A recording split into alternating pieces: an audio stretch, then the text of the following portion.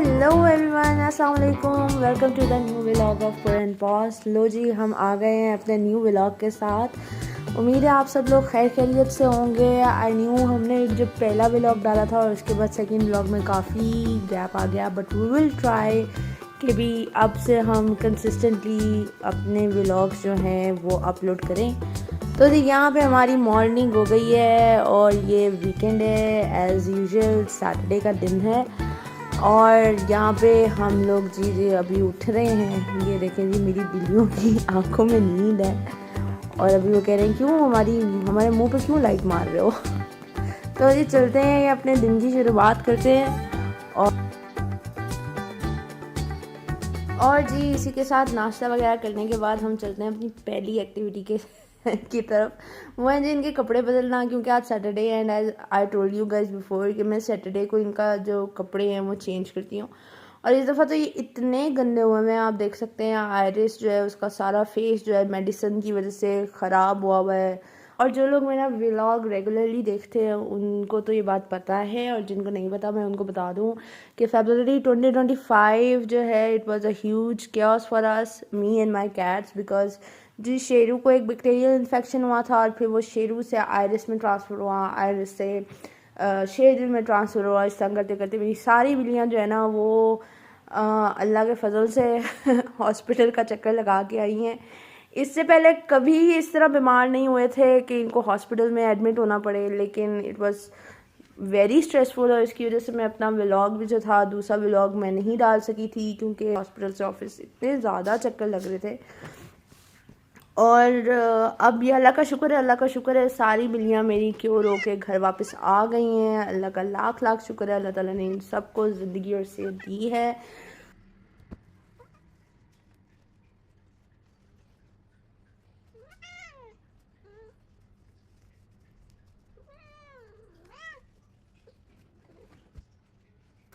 शेरदिल के अलावा बाकी हमारी जो सारी बिल्लियाँ हैं ना वो अल्हम्दुलिल्लाह they are perfectly fine. Sheru को आप देख सकते हैं, पिछले व्लॉग में आपको याद है मैंने आपको बोला था कि शेरू हमारे साथ भी नहीं है क्योंकि वो उस वक्त हॉस्पिटलाइज था।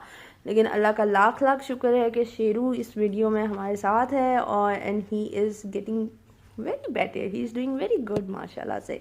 थोड़ा वीक हो गया है पहले से, ऑब्वियसली बीमारी से उठा है, लेकिन कोई बात नहीं, इंशाल्लाह ताला ठीक हो जाएगा अल्लाह के फजल से।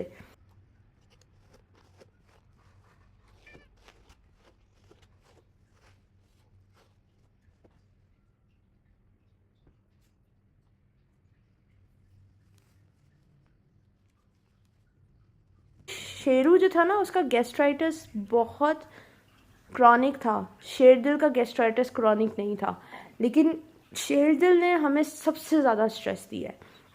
और उसकी वजह ये है कि शेरदिल को एक्सट्रीम होम सिकनेस है, और क्योंकि आज से पहले ये कभी हॉस्पिटलाइज हुआ ही नहीं था। इवन न्यूट्रिंग जब इसकी हुई थी तब भी हॉस्पिटलाइज नहीं हुआ था। तो हमें ना ऐसा पता नहीं था कि ये इतना एक्सट्रीम रिएक्शन देगा। शेरदिल को हॉस्पिटल में रहने की वजह से लिटरली फिट्स भी पड़ना शुरू हो गए। डॉक्टर को इसको एंटी डिप्रेशन पे रखना पड़ा।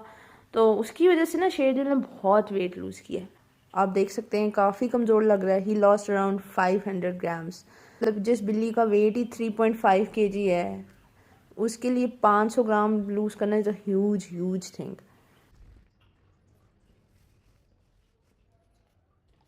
और ये देखें जी, जो लोग कहते हैं जी पर्शियन कैट्स का तो फ़र ही बहुत ज़्यादा शेड होता है जी, हर जगह फ़र फ़र होता है। तो ये मैं चुन चुन को ग्रूम कर रही हूँ, और ये मेरी 5th कैट है, और अभी तक मैंने ब्रश जो है ना वो बिल्कुल भी साफ़ नहीं किया। और ये आप देख लें, ये फ़र है जी जो शेड हुआ है इन सारी बिल्लियों में से ग्रूम करने के बाद।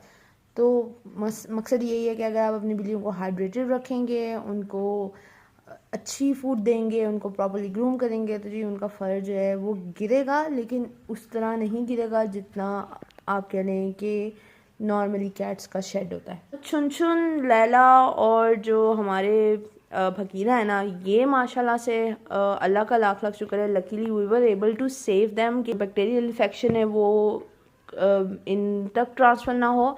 असल में मेरी बिल्लियों को इससे पहले बैक्टीरियल इन्फेक्शन नहीं हुआ था, तो मुझे नहीं पता था कि ये भी ट्रांसफ़र हो जाता है।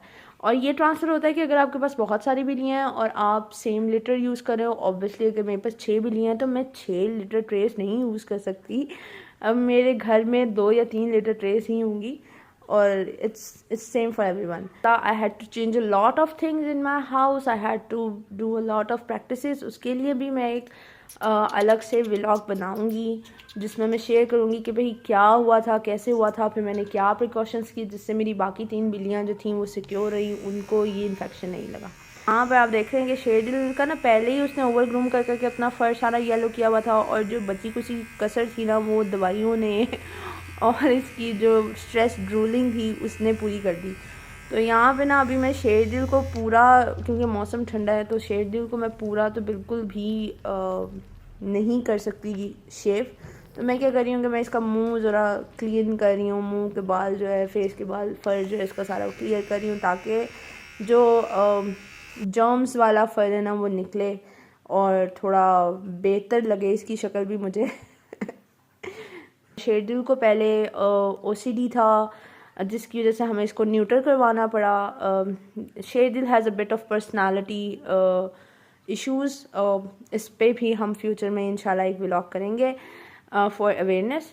तो ये बाकी जब ज़रा मौसम बेहतर होगा, थोड़ी गर्मी आएगी, तो ऑब्वियसली मैं वो दिन गिन गिन के गुजार रही हूँ कि मैं शेरडिल का जो फ़र है ना वो सारा शेव करूँ ताकि इसका नया फ़र आए और अच्छा फ़र आए, क्योंकि इसका माशाल्लाह बहुत अच्छा वाइट कर्ली फ़र है जो इस लड़के ने सारा ख़राब कर दिया।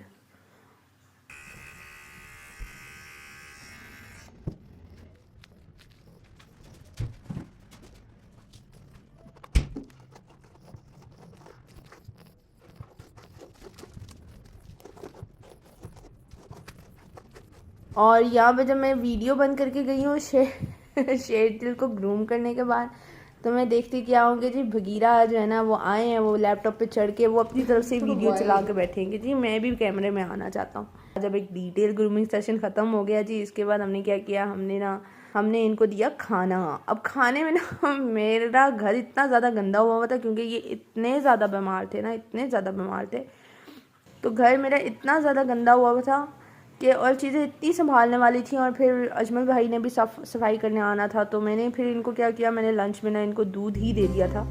तो ये सारे जी दूध पी रहे हैं, और मैंने क्लोजअप इसलिए किया था कि आपको पीछे के बड़े ट्रैश बैग्स नज़र ना आए जो मैंने इकट्ठे किए। उसके बाद जी अपने खेलों में लग गए। इनको जी एक कार्टन, मेरे पार्सल्स आए थे तो उसमें से इनको एक गत्ते के कार्टन मिले, और इस पे ना ये कब्ज़ा करके बैठ गए। इसको ये एज अपना स्क्रैचिंग पैड जो है ना वो ही यूज़ करें। तो मैंने अभी इनके पास ही रहने दिया, मैं कहा चलें कोई बात नहीं ये खेल लें।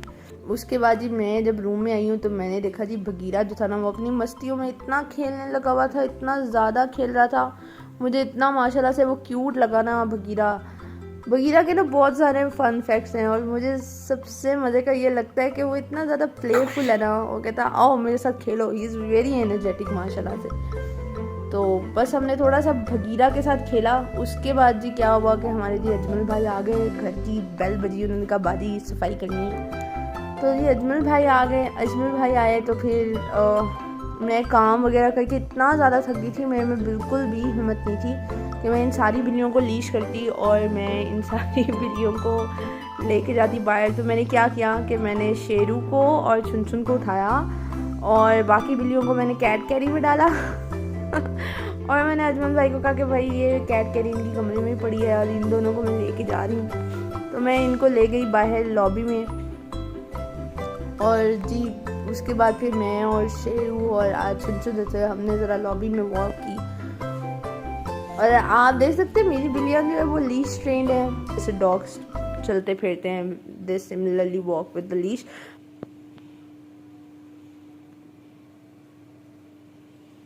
मुझे बड़ी खुशी होती है जब लोग मुझे कहते हैं वाह आपकी बिल्लियाँ लीज ट्रेंड है, लेकिन अगर आप ये देखें जी, ये लीज ट्रेनिंग के पीछे बिहाइंड द सीन्स ये चीज़ें भी होती हैं। एक्चुअली शेरू ना उधर वो एक कंस्ट्रक्शन हो रही है हमारी बिल्डिंग में, तो वो उधर क्यूरियोसिटी में जाना चाह रहा था कि मैं ये देखूँ ये क्या हो रहा है। तो मैं उसको कह रही थी कि भाई इधर नहीं जाना, और यहाँ पर भी मैं उसको रोक रही हूँ, तो मुझे लिटरली उसको ड्रैग करना पड़ रहा है। Normally this is not the case, Sheru is very understanding कि उसको पता है कि लीश की जो लैंग्वेज होती है, एक स्पेसिफिक साइंस होते हैं, एक स्पेसिफिक जेस्चर्स होते हैं लीश ट्रेन करने के लिए बिल्लियों को या डॉग्स को। तो दे अंडरस्टैंड दैट कि अच्छा अब ये इसका मतलब है इधर टर्न करना है, अभी ये इसका मतलब है रुकना है, इसका मतलब है इधर नहीं जाना। But normally he is not that stubborn. लेकिन बस के बाद जी हम घर सफाई होके जी हमने बिस्तर चेंज किया, बेडशीट चेंज की मैंने, घर वगैरह साफ़ हो गया था तो अच्छा ज़रूरी था कि भाई नई बेडशीट वगैरह भी बिछे ताकि अच्छा लगे। और उसके बाद मैं व्लॉग बना रही थी, तो व्लॉग बनाते हुए मैंने जी कोई चीज़ें कैप्चर की। ये देखें, ये छुन जो है ना, ये पहले भगीरा के साथ पंगे ले रही थी और उसके बाद मैं क्या देखती हूँ जी, ये देखें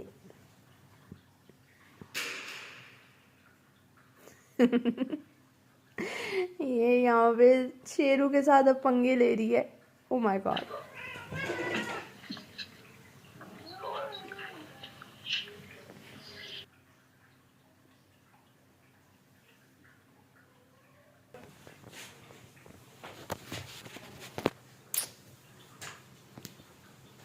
इधर आओ शेरू, इधर आ, बैठे इधर।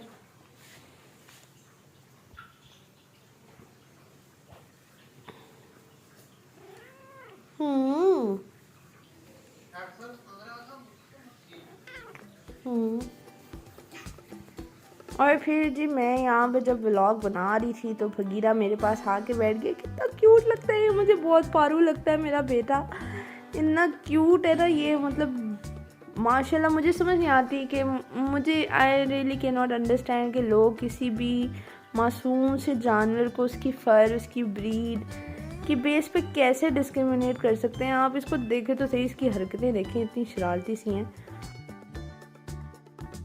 और उसके बाद जी मैं व्लॉग बना के जब अपना सारा एडिटिंग वगैरह करके फ्री हुई तो मैंने क्या देखा जी, बिल्लियाँ मेरी सारी सोई हुई हैं और एज यूजुअल मेरे पास लेटने की कोई जगह नहीं थी। तो फिर जी मैंने अपना वीडियो बंद की, व्लॉग बंद किया, लैपटॉप बंद किया, साइड पे रखा और इनकी मिन्नतें की जी प्लीज़ मुझे थोड़ी सी जगह दे दो। तो फाइनली वो इन्होंने दे दी, मेहरबानी है इनकी। अगर आपको हमारा ये व्लॉग अच्छा लगा है जी तो प्लीज़ डू सपोर्ट अस। हमें आपकी सपोर्ट की, हमें आपकी फॉलोइंग की बहुत ज़्यादा ज़रूरत है ना। तो please do like, subscribe and share our vlog, our channel, and don't forget to press the bell icon on the subscribe button. तो जी इसी के साथ हम चलते हैं वीडियो के इख्तिताम के साथ। नेक्स्ट वीडियो में, नेक्स्ट व्लॉग में फिर हाज़िर होंगे इंशाल्लाह ताला। तब तक के लिए अल्लाह हाफ़िज़।